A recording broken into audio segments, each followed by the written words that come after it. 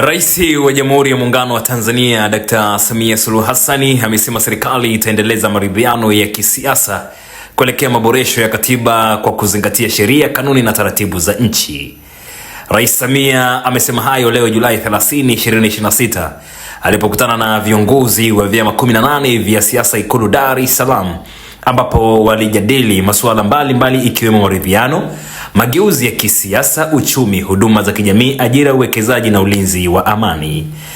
Akizungumzia mchakato wa maridhiano Zanzibar, Rais Samia amesema maandalizi yanaendelea kuelekea hatua zinazofuata za mapitio ya katiba, akisisitiza kuwa hatua zote zitazingatia sheria na taratibu kwa maslahi mapana ya taifa hili. Moja kwa moja tuelekee Ikulu tuweze kupata undani wa taarifa hii. Ndugu zangu, nimesema nitakutana na vyama vya siasa kwa mwaka mara 3 ili tujadili yaliyopo nchini kwetu, maendeleo yetu kiuchumi, kijamii, kisiasa, kwa sababu hakuna mwenye nini wanasema hati ya kusema mimi hii nchi ni yangu, kwa nitafanya ninavyotaka. Maendeleo ni ya wote. Democracy is about shared prosperity, shared responsibility before prosperity. Ni kuwajibika kwa pamoja, na tukiwajibika kwa pamoja serikali inatenda iliyowekwa na chama kilichoshinda, lakini mbele huko faida ni kwetu sote, si ndio? Tuko vizuri, lakini mwenzetu mmoja bado anaendelea kutafakari.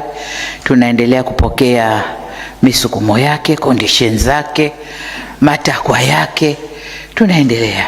Upande mwingine, kwa upande wa Zanzibar, tumepiga hatua kubwa na hatua nzuri sana.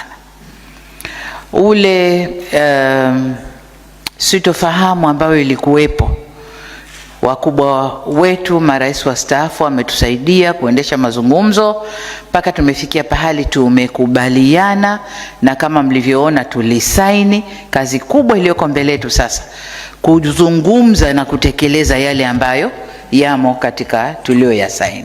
Tuzungumze, tunataka mwelekeo gani, tunakwendaje, tunakwenda vipi, na wenyewe wakimaliza haya tunakwenda kwenye suala la katiba pia.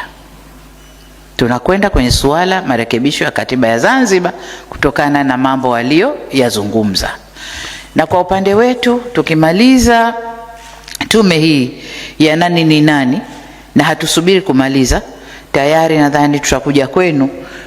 Tayari tunataka kuunda tume ya maridhiano ili kuharakisha mwenendo wa katiba au swala la marekebisho ya katiba. Kwa wakati hawa wanaendelea na investigation, kwa sababu mambo hayahusiani, hawa wa reconciliation na wenyewe tutawatangaza na wenyewe waanze kazi ili tuanze kushughulikia masuala ya katiba.